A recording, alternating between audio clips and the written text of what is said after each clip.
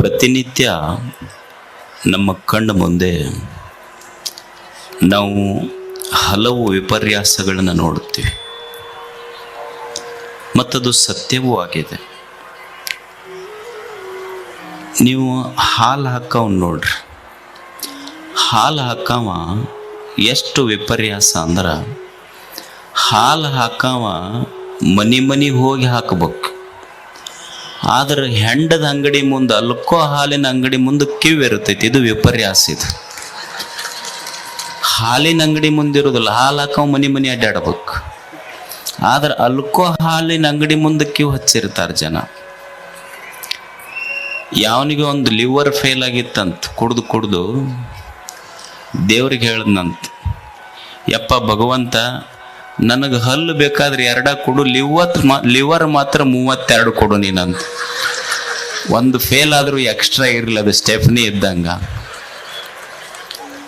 ಎಷ್ಟು ಮಂದಿ ನಾ ಮಠದಾಗ ಎಷ್ಟೋ ತಾಯಂದ್ರೆ ಬರ್ತಾರೆ, ಯಪ್ಪ ಇವ್ರಪ್ಪ ಹುಡುಗನ ಕರ್ಕೊಂಬಂದು ಹೇಳ್ತಿರ್ತಾರೆ ತಾಯಿ, ಯಪ್ಪ ಈ ಹುಡುಗನಪ್ಪ ಬರೇ ಕುಡ್ದು ಮನಿಗೂ ಏನೂ ಕೊಡಲ್ಲ, ನಾನಾ ಉದ್ಯೋಗ ಖಾತ್ರಿ ಮಾಡಬೇಕು, ಇನ್ನೊಬ್ಬರು ಹೊಲದಾಗ ಕೂಲಿ ಮಾಡಬೇಕು, ಅವಕ್ಕೆ ಯಾರೂ ಜೋಪಾನ ಮಾಡೋರಿಲ್ಲ, ಸಾಲಿ ಕಲ್ಸಕ್ಕೆ ಅವ ಕೊಡೋದಿಲ್ಲ, ನಿನ್ನ ಮಠದಾಗ ಬಿಟ್ಟು ಹೋಗ್ತೀನಿ ಮಡಗಿನಿ ಅಂತ ಒಂದು ಸುಮಾರು ಸಾವಿರಾರು ತಾಯಂದಿರು ಹಾಸ್ಟೆಲ್ನಲ್ಲಿ ಅಂಥ ಮಕ್ಕಳನ್ನ ಬಿಟ್ಟಾರ.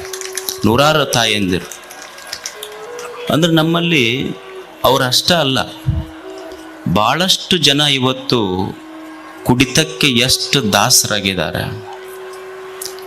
ಇದು ಸರ್ಕಾರಗಳು, ಮಠಗಳು, ಇನ್ನೊಂದು ಸಂಘ ಸಂಸ್ಥೆಗಳು ಬಹಳಷ್ಟು ಇದರ ಬಗ್ಗೆ ಇದು ಹೋಗಲಾಡಿಸ್ಬೇಕು ಅಂತ ಕೆಲಸನೂ ಮಾಡಿದ್ದಾರೆ. ಸರ್ಕಾರ ಮಾಡಲಿ, ಸಂಘ ಸಂಸ್ಥೆಗಳು ಮಾಡಲಿ, ಪ್ರಶ್ನೆ ಇಲ್ಲ. ಇದು ಕೆಟ್ಟದ್ದು ಅಂತ ನನ್ನ ಆತ್ಮಕ್ಕೆ ತಿಳಿಯುವವರೆಗೆ ಅವನು ಬಿಡುವುದಿಲ್ಲ. ಮೊದಲು ನನ್ನ ಆತ್ಮಕ್ಕೆ ತಿಳಿಬೇಕದು ಅಷ್ಟೆ. ಇದಕ್ಕೆ ಮೀರಿ ಕೆಲವು ಮಂದಿ ಇರ್ತಾರೆ, ಅವ್ರು ಎಷ್ಟು ದಾಸರಾಗಿ ಮನ್ಯಾಗ ಹೇಳ್ತಿರ್ತಾರೆ ಬೇಡ ಇದು ಕುಡಿಯೋದು ಅಂತಂದ್ರು, ಅವ್ರು ಬಿಟ್ಟರೆ ನಿನ್ನ ಬಿಡ್ತೀನಿ ಇದನ್ನು ಬಿಡೋದಿಲ್ಲ ನೋಡು ಅಂತ ಇರ್ತಾರೆ. ಅವ್ರು ಅಷ್ಟು ಗಟ್ಟಿ ನಿರ್ಧಾರ ಮಾಡಿರ್ತಾರೆ. ಅಲ್ಲೊಬ್ರು ಅಮ್ಮ ಕುಂತಾರಲ್ಲ, ಸಂಪತ್ ಪಾಲ್ ದೇವಿ, ಉತ್ತರ ಪ್ರದೇಶ ಆಯೇ ಹೇ. ಈಗ ಚಪ್ಪಾಳಿ ಬಡಿತೀರಿ ನೀವು, ಅವ್ರ ಬಗ್ಗೆ ಹೇಳಿದ್ರು ಒಬ್ರು ಚಪ್ಪಾಳಿ ಬಡುದಿಲ್ಲ ನೀವು.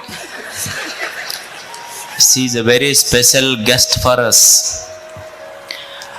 ಆ ಅಮ್ಮ ಏನು ಮಾಡ್ಯಾಳ ಅಂದ್ರೆ, 12ನೇ ವರ್ಷಕ್ಕೆ ಮದುವೆ ಆತಕ್ಕಿಗೆ,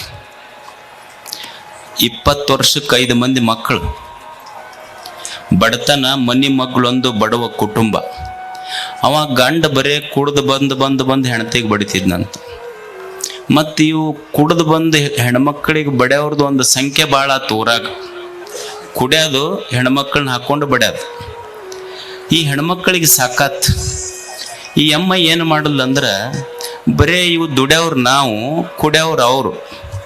ಕುಡ್ದು ಬಂದು ಬರೇ ಬಡ್ಕೊಂತ ಅಡ್ಡಾಡಿದ್ರೆ ನಾವು ಸಂಸಾರ ಹೆಂಗೆ ಕಟ್ಟೋದಂತ ತಿಳ್ಕೊಂಡು ಒಂದು ಗುಲಾಬಿ ಗ್ಯಾಂಗ್ ಅಂತ ತಯಾರು ಮಾಡಲು. ಊರಾಗ ಒಂದು 7-8 ಮಂದಿ ಕೂಡಿಸ್ಕೊಂಡು ಅಕ್ಕಿ ಏನು ಮಾಡಲು ಅಂದ್ರೆ, ಒಟ್ಟ ಚಲೋ ಬಡಿಗೆ लट्टा लाठी का बारे में बोल रहा हूं मैं. हाँ, आप बाद में वो बोलेंगे, आपको हिंदी में समझाएंगे. ಅಂದ್ರೆ ನಾ ಸ್ವಲ್ಪ ಕನ್ನಡದಾಗ ಚಲೋ ಹೇಳಿದ್ನಿ ಅಂದ್ರೆ ಹಿಂದಿ ತಿಳಿತೈತಿ ನಿಮಗೆ. ಆಮೇಲೆ ಆಕಿ ಏನು ಮಾಡಿದ್ಲು ಅಂದ್ರೆ, ಚಲೋ 7-8 ಮಂದಿ ಕೂಡಿ ಮುರಿ ನಮ್ಮ ಕರ್ನಾಟಕದ ಬಡಿಗೆ ಮುರಿತಾವ, ಉತ್ತರ ಪ್ರದೇಶದ ಬಡಿಗೆ ಜಲ್ದಿ ಮುರಿದಿಲ್ಲ. ಚಲೋ ಲಟ್ಟ ಬಡಿಗೆ ತಗೊಂಡು 7-8 ಮಂದಿ ಕೂಡಿ ಮೊದಲು ಏನು ಮಾಡಿದ್ಲಂದ್ರೆ, ಇವಕ್ಕೆ ಥಳಸಿದ್ರಿ ಇವಕ್ಕೂ ಬೇಷ್. ಆಮೇಲೆ ಊರಾಗೇನು ಹೊರಗೆ ಅಂಗಡಿ ಇರ್ತಾವಲ್ಲ, ಅಂಗಡಿ ಮತ್ತು ಅವ್ರೇನು ಗಾಡಿ ತೊಗೊಂಬರ್ತಾರಲ್ಲ, ಅವ್ರನ್ನ ಎಬ್ಸಿದ್ರು. ಅಕ್ಕಿ ಹಿಂಗೆ ಮಾಡಿ ಸಾಲಿ ಕಲೀಲಾರ್ದ ಹೆಣ್ಮಗಳಾಕಿ ಏಟು ಬಿಟ್ಟಿದ್ದು ಗೊತ್ತನ್ನದ್ರಾಗ. ಸಾಲಿ ಕಲೀಲಾರ್ದ ಹೆಣ್ಮಗಳು ಗುಲಾಬಿ ಗ್ಯಾಂಗ್ ಕಟ್ಟಿಕೊಂಡು ಸುಮಾರು ಹಳ್ಳಿಗಳಲ್ಲಿ ಈ ಕುಡಿತದ ದುಶ್ಚಟದಿಂದ ಬಿಡಿಸುವ ಕೆಲಸ, ಮಹಿಳಾ ಸಬಲೀಕರಣ, ಅತ್ಯಾಚಾರಗಳ ಬಗ್ಗೆ ಜಾಗೃತಿ ಮಾಡಿ ಸುಮಾರು ಸಾಲಿ ಕಲೀಲಾರ್ದ ಹೆಣ್ಮಗಳೊಂದು ಗುಲಾಬಿ ಗ್ಯಾಂಗ್ ಕಟ್ಟದ್ರಲ್ಲಿ 4 ಲಕ್ಷ ಜನ ಸದಸ್ಯರದರ ಆ ಗುಲಾಬಿ ಗ್ಯಾಂಗಿಗೆ. ಆಮೇಲೆ ಅಕ್ಕಿ ಬಗ್ಗೆ ಮಾಧುರಿ ದೀಕ್ಷಿತ್ ಒಂದು ಸಿನಿಮಾ ಮಾಡಿದ್ರು. ಆಮೇಲೆ ಒಬ್ಬ ಘಂಟೇಲ ಅನ್ನುವಂಥ ಒಬ್ಬ ರೈಟರ್, ಘಂಟಾನೆಲ್ಲ ಅನ್ನುವಂಥ ಒಬ್ಬ ರೈಟರ್ ಆಕೆ ಬಗ್ಗೆ ಒಂದು ಪುಸ್ತಕ ಬರೆದ. ಅಂದ್ರೆ ಆಕೆಗೆ ಬಂದಂಥ ಅನೇಕ ಪ್ರಶಸ್ತಿಗಳು ಬಂದಾವ. ಮಹಿಳಾ ಸಬಲೀಕರಣದ ಬಗ್ಗೆ ಭಾಳ ದೊಡ್ಡ ಕೆಲಸ ಮಾಡ್ಯಾಳಕ್ಕೆ. ಮತ್ತು ಆಕೆಗೆ ಯಾಕೆ ಕರ್ಸಿರಿ ಅಪ್ಪರ ನೀವು ಅಂದ್ರೆ, ಆಕೆಗೆ ಏನು ಉತ್ತರ ಪ್ರದೇಶಕ್ಕೆ ಕಳಿಸೋದಿಲ್ಲ, ಇನ್ನು ಇಲ್ಲೇ ಕರ್ನಾಟಕದಾಗ ಇಟ್ಕೊಂತೀವಿ ಆಕೆಗೆ. आप अभी उत्तर प्रदेश नहीं जाएंगे, आप यहीं पर रहेंगे, आपको लाठी हम सप्लाई करेंगे. अभी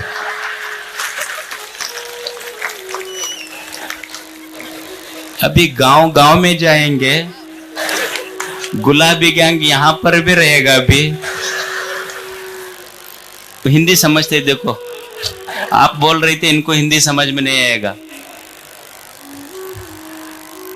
ಅವರು ಇದನ್ನ ಯಾಕೆ ಕರೆಸಿದೆ ನಾನು ಅವ್ರಿಗೆ ಅಂದ್ರೆ, ಮತ್ತೆ ನೀವು ಹೆಣ್ಮಕ್ಳು ಲಾಠಿ ತಯಾರು ಮಾಡಿರಿ ಸುಮ್ಮನೆ ಹೇಳಕ್ಕೆ ಅವ್ರಿಗೆ ಕರೆಸಿದ್ದು. ಆದ್ರೆ ಈ ಚಟದಿಂದ ಮುಕ್ತ ಆಗಬೇಕು ಸಮಾಜ. ಎಷ್ಟು ಜನ ಮಕ್ಕಳು ಅನಾಥರಾಗ್ತಾ ಇದ್ದಾರೆ ಇದರಿಂದ. ಒಂದು ಹುಡುಗ ಬಾರ್ನ್ಯಾಗ ಕೆಲಸ ಮಾಡ್ತಿತ್ತಂತ. ಒಬ್ಬ ಯಜಮಾನ ಕುಡ್ಯಾಕ ಬಂದಾಗ ಬಾರಿನಲ್ಲಿ ಕೆಲಸ ಮಾಡುವಂಥ ಹುಡುಗಗ ಕುಡ್ಯಾಕ ಬಂದ ಮನುಷ್ಯ ಹೇಳ್ದ, ನನ್ನ ಸಣ್ಣ ಮಗು ಆ ಬಾರ್ನ್ಯಾಗ ಬಾಟ್ಲಿ ಎತ್ತಿ ಕೊಡ್ತಿತ್ತಂತ ಅವನಿಗೆ. ನೀ ಸಣ್ಣ ಹುಡುಗ, ನೀ ಬಾರ್ನ್ಯಾಗ ಕೆಲಸ ಮಾಡಬಾರ್ದಪ್ಪ, ನೀ ಇಲ್ಯಾಕೆ ಬರಕ್ಕೆ ಹೋಗಿದ್ದಿ ಅಂತ ದೊಡ್ಡ ಯಜಮಾನ ಹುಡುಗಿಗೆ ಹೇಳ್ದ. ಅವಾಗ ಹುಡುಗ ಹೇಳ್ದಂತ, ನಿಮ್ಮಂಥ ತಂದೆಗಳಿಲ್ಲಿ ಬರೋದು ಬಿಟ್ಟಿದ್ರೆ ನಮ್ಮಂಥ ಮಕ್ಕಳು ಯಾಕೆ ಬಾರ್ನ್ಯಾಗ ಕೆಲಸ ಮಾಡಕ್ಕೆ ಬರ್ತಿದ್ದೀವಿ ನಾವು. ಅದಕ್ಕೆ ಇದರಿಂದ ಮುಕ್ತ ಆಗಬೇಕು ಅನ್ನುವಂಥದ್ದು ನಮ್ಮ ಸಮಾಜ. ಅದಕ್ಕೆ ಅವರೊಂದು ಸ್ಫೂರ್ತಿಯಾಗಿ ಇಲ್ಲಿಗೆ ಬಂದಿದ್ದಾರೆ. ಅಂಥ ಮಹಿಳೆ, ಸಾಲಿ ಕಲಿಲಾರ್ದ ಮಹಿಳೆ, ಸುಮಾರು 4 ಲಕ್ಷ ಜನ ಹೆಣ್ಮಕ್ಕಳನ್ನು ಕಟ್ಟಿಕೊಂಡು ಇದರ ವಿರುದ್ಧ ಏಕಾಂಗಿಯಾಗಿ ಹೋರಾಡ್ತಾ ಇದ್ದಾರೆ. ಅವರಿಗೆ ಈ ನಾಡಿನ ಪರವಾಗಿ ಒಂದು ಜೋರಾದ ಚಪ್ಪಾಳೆಯನ್ನು ಕೊಟ್ಟು ಅವರಿಗೆ ಭಾಗ್ಯನಗರದ ಪೂಜ್ಯರು ಸನ್ಮಾನಿಸಬೇಕು. मैं आपको इस मंच पर निमंत्रित करता हूं.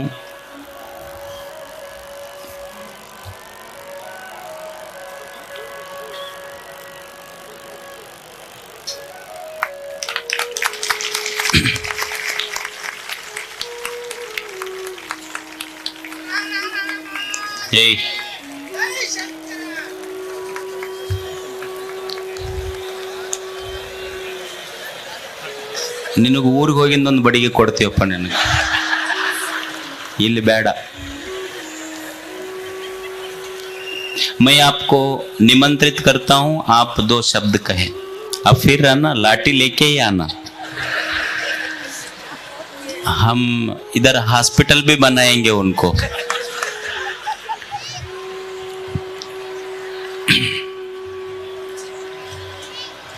ಸುಮಾರು 6-7 ತಿಂಗಳ ಹಿಂದೆ ತಮಗೆಲ್ಲ ಗೊತ್ತಿರುವಂತೆ ಪೂಜ್ಯ ಮರಿಶಾಂತವೀರ ಮಹಾಶಿವಯೋಗಿಗಳ ಪುಣ್ಯಾರಾಧನೆಯ ದಿವಸ ಮಠದ ವಸತಿ ನಿಲಯದಲ್ಲಿ ಮಕ್ಕಳು ಜಾಸ್ತಿ ಆಗ್ತಾ ಇದ್ದಾರೆ, ಮಕ್ಕಳ ಸಂಖ್ಯೆ ಅಂತ ಹೇಳಿ ಆ ದಿನ ಪೂಜೆ ಮಾಡಿ ಅಡಿಗಲ್ಲ ಸಮಾರಂಭ ಮಾಡಿದ್ವಿ. ಬಹಳಷ್ಟು ಜನ ನಮ್ಮ ಅಜ್ಜವರು ಒಂದು 5,000 ಮಕ್ಕಳಿಗೆ ವಸತಿ ನಿಲಯ ಕಟ್ಟುತ್ತಾರೆ ಅನ್ನುವ ಸಂಕಲ್ಪ ಮಾಡಿದ್ದಕ್ಕೆ ಅವರು ಇವರು ಅಂತಲ್ಲ, ಆ ಸುದ್ದಿ ಯಾರು ಕಿವಿಗೆ ಬಿದ್ದಿದೆ ಎಲ್ಲರೂ ಆ ಹಾಸ್ಟೆಲ್ ಕಟ್ಟಲಿಕ್ಕೆ ಬಹಳಷ್ಟು ಸಹಾಯ ಮಾಡಿದ್ದಾರೆ. ಒಂದು ಮಣ್ಣೆತ್ತಿನ ಅಮಾವಾಸ್ಯೆ ಬಂತು. ಒಬ್ಬ ಹೆಣ್ಮಗಳು ಬಂದು ಒಂದು ಡಬ್ಬಿ ಒಳಗಿನ ರೊಕ್ಕ ತೆಗೆದು ತಾಟಿಗೆ ಹಾಕಿ ಅಕ್ಕಿ ಹೇಳಿದ್ಲು ನನಗೆ, ಯಪ್ಪ ನಾನು ಪ್ರತಿ ವರ್ಷ ಮಣ್ಣೆತ್ತಿನ ಅಮಾವಾಸ್ಯೆಗೆ ಮಣ್ಣಿನ ಎತ್ತು ಮಾರ್ತೀನಿ, ಆ ಮಣ್ಣಿನ ಎತ್ತು ಮಾರಿದ ಅಷ್ಟು ದುಡ್ಡು ಈ ವರ್ಷ ಮಕ್ಕಳ ಹಾಸ್ಟೆಲಿಗೆ ಕೊಟ್ಟಿನಿ ಅಂತ ಮಕ್ಕಳ ಹಾಸ್ಟೆಲಿಗೆ ಕೊಟ್ಟರು. ಇದು ಒಂದು ಉದಾಹರಣೆ ನಾ ಹೇಳೋದು. ಇಂಥ ಸಾವಿರಾರು ಜನ ಆ ಹಾಸ್ಟೆಲ್ಗೆ ಆಗಬೇಕು. ನಮ್ಮ ಭಾಗದೊಳಗೆ ಒಂದು 5,000 ಮಕ್ಕಳ ಹಾಸ್ಟೆಲ್ ಆಗಬೇಕು ಅನ್ನೋದು ಬರೀ ನನ್ನ ಕನಸಲ್ಲ, ಈ ನಾಡಿನ ಸಾವಿರಾರು ಜನರ ಕನಸು, ಲಕ್ಷಾಂತರ ಜನರ ಕನಸು. ಮತ್ತು ನಿಮಗೆ ಅನಿಸ್ತು ಭಾಳ ಅವ್ರು ಕೊಟ್ಟಾರ ಇವ್ರು ಕೊಟ್ಟಾರ, ಭಾರಿ ಬರ್ತೈತಿ ಬಿಡ್ರಿ ಮಠಕ್ಕೆ ಈಗಂತ. ಬಂದಿದ್ದೇನು ಸುಳ್ಳಲ್ಲ. ಸುಮಾರು ಒಂದು 4-5 ದಿವಸದಲ್ಲಿ 5-6 ಕೋಟಿ ರೂಪಾಯಿ ಆ ಹಾಸ್ಟೆಲ್ ಸಲುವಾಗಿ ಕೊಡ್ತು, ಬರೀ 4-5 ದಿವಸದಲ್ಲಿ. ಮತ್ತು ತೊಗೊಂಡು ಏನಪ್ಪ ಅಜ್ಜವ್ರು ಗಪ್ಪ ಕುಂತ್ರಲ್ಲ ಅನ್ಬೇಡ್ರಿ ನೀವು. ಅದಕ್ಕೆ ನನಗನ್ನಿಸ್ತು, ನೀವೇನು ಕೊಟ್ರಿಲ್ಲ, ಕೊಟ್ಟ ಮೇಲೆ ನನಗೆ ಅನ್ಸಕ್ಕೆ ಶುರು ಮಾಡ್ತು, ಇವ್ರು ಇಷ್ಟೆಲ್ಲ ಕೊಟ್ರಲ್ಲ, ನನ್ನ ಜವಾಬ್ದಾರಿ ಮುಗೀತು ಅನ್ನಿಸ್ತು. ಇಲ್ಲ, ನನಗೆ ಜವಾಬ್ದಾರಿ ಜಾಸ್ತಿ ಆಗಕತ್ತೈತೆ ಅನ್ನಿಸ್ತು. ಅದಕ್ಕೆ ನಾನೇನು ಮಾಡಿದೆ ಅಂದರೆ, ಇಲ್ಲಿ ಮಠದಲ್ಲಿ ಇವಾಗ ಏನು ಮಠದ ಮುಂದೆ ಹಾಸ್ಟೆಲ್ ಇದೆ, ಅಲ್ಲಿ ಸುಮಾರು ಈಗ 3200-300 ಮಕ್ಕಳು ಓದ್ತಾ ಇದ್ದಾರೆ. ಅದಕ್ಕಾಗಿ ಈ ಮಠದ ಹಾಸ್ಟೆಲ್ ಏನಿದೆ ಇಲ್ಲಿ ಸುಮಾರು 4000 ಮಕ್ಕಳಿಗೆ, ಅಂದರೆ ಈಗ ಇರೋದು 3000 ಮಕ್ಕಳಿಗೆ ಹಿಡಿತದೆ.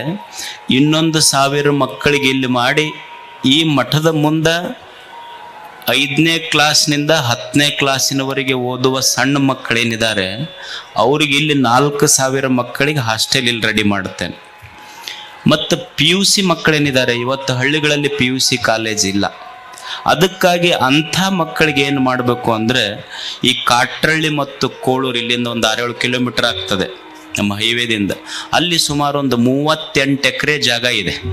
ಆ 38 ಎಕರೆಯಲ್ಲಿ ಇದು 4000 ಬೇರೆ, ಅಲ್ಲಿ ಒಂದು 5000 PUC ಮಕ್ಕಳಿಗಾಗಿ ಮತ್ತೊಂದು ಹಾಸ್ಟೆಲು ಮತ್ತು ಕಾಲೇಜ್. ಇಷ್ಟು ವರ್ಷ ಬರೇ ಗಂಡು ಮಕ್ಕಳಿಗೆ ಅಷ್ಟೇ ಮಾಡ್ತಿದ್ದೆ. ಅದಕ್ಕೆ ಭಾಳಷ್ಟು ಜನ ಹೆಣ್ಮಕ್ಳು ಬರ್ತಾ ಇದ್ದಾರೆ ಓದಲಿಕ್ಕೆ. ಅದಕ್ಕಲ್ಲಿ 2,500 ಗಂಡು ಮಕ್ಕಳಿಗೆ ವಿದ್ಯಾರ್ಥಿಗಳಿಗಾಗಿ ಮತ್ತು 2,500 ವಿದ್ಯಾರ್ಥಿನಿಯರಿಗಾಗಿ ಅಲ್ಲಿ 5,000 ಮಕ್ಕಳಿಗಾಗಿ ಒಂದು ದೊಡ್ಡ ಕ್ಯಾಂಪಸ್ ಈಗಾಗಲೇ ಪ್ಲ್ಯಾನ್ ರೆಡಿಯಾಗಿದೆ. ಅದಕ್ಕೆ 1-2 ನಿಮಿಷ ಅದು ಹೆಂಗಾಗ್ತದೆ, ಹಂತವಾಗಿ 3 ಹಂತಗಳೆಲ್ಲ ಕೆಲಸ ಮಾಡ್ತೇವೆ. ಸುಮಾರು ಅದು ನೀವು ನೋಡಿ, ನೀವು 5-6 ಕೋಟಿ ರೂಪಾಯಿ ಕೊಟ್ರಿ, ಅದನ್ನು 25 ಕೋಟಿ ರೂಪಾಯಿ ಪ್ರೊಜೆಕ್ಟ್ ಮಾಡಿದ್ದೇನೆ. ಈಗ ಅದನ್ನ ಒಟ್ಟು ಮಾಡಿ ಮುಗಿಸ್ತೇನೆ ನಾನು. ಅದನ್ನ ಬಗ್ಗೆ ಸಂಕೋಚನೆ ಇಲ್ಲ. ಗವಿಸಿದ್ಧನ ಶಕ್ತಿ ಅದು ಮಾಡೇ ತೀರೋಣ, ಮಾಡೇ ಮಾಡ್ತೇನೆ ಅದನ್ನು. ಅದಕ್ಕೆ ಅದು ಒಂದು ಹೆಂಗಾಗ್ತದೆ ಏನು ಅನ್ನೋದ್ರದೊಂದು ಸಣ್ಣ 1-2 ನಿಮಿಷದ ವಿಡಿಯೋ ನಿಮಗೆ ತೋರಿಸಿಬಿಟ್ರೆ ನನಗೆ ಸಮಾಧಾನ ಆಕ್ಕೈತಿ. ಅದಕ್ಕೆ ಅದೊಂದು ವಿಡಿಯೋ ಮಾಡಿದ್ದೀವಿ. ಅದನ್ನು ಜಲ್ದಿ ಎಲ್ಲ ಪ್ಲ್ಯಾನಿಂಗ್ ಎಲ್ಲ ಮುಗ್ಯಾಕೆ ಬಂದಿದೆ. ಅದು ಹೆಂಗಾಗ್ತದೆ ಅನ್ನೋದೊಂದು ಸಣ್ಣ 3D ಮಾಡಿದ್ದೀವಿ. ಅದನ್ನೊಂದು 2 ನಿಮಿಷ ನೀವು ನೋಡ್ರಿ. ನೋಡಿದ ಮೇಲೆ ಮತ್ತೆಲ್ಲ ಮುಂದಿನ ಹಿರಿಯರು ಮಾತಾಡ್ತಾರೆ. ಇದು ಒಂದು ಸ್ವಲ್ಪ ಆ ಕಡೆ ಹೊಳಸವ್ರಿ. ಒಂದು ನಿಮಿಷ ಮಂಜು ಪ್ಲೀಸ್. ಈ TV ಈ ಕಡೆ ಹೊಳಸಿ, ಇವ್ರಿಗೆ ಕಾಣಂಗಿಲ್ಲ, ನಿಮಗೆ ಕಾಣಂಗಿಲ್ಲ, ಮುಂದೆ ಕುಂತವ್ರಿ ಈ ಕಡೆ ಹೊಳಸಿ. ಮತ್ತು ಮನೆಗೆ ಹೋದ್ಮೇಲೆ ನಾವು ನೋಡೇ ಇಲ್ರಿ ಅದನ್ನ ಅನ್ಬೇಡ್ರಿ. ಹೊಳ್ತೈತಾ?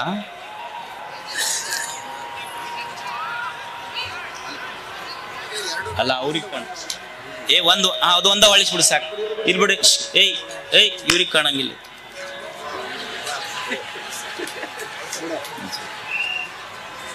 ಕಾಣ್ತೈತಿಲ್ಲ ಕಡೆ ಸಂಗಣ್ಣವ್ರಿಗೆ ಕಾಣ್ತೈತಿಲ್ಲ ಸ್ವಲ್ಪ. ಹಾಂ, ಮಂಜು ಶುರು ಮಾಡೋಣ. ನ್ಯೂಸ್ ಫಸ್ಟ್, ಪ್ರತಿಕ್ಷಣ ನಿಮ್ಮೊಂದಿಗೆ.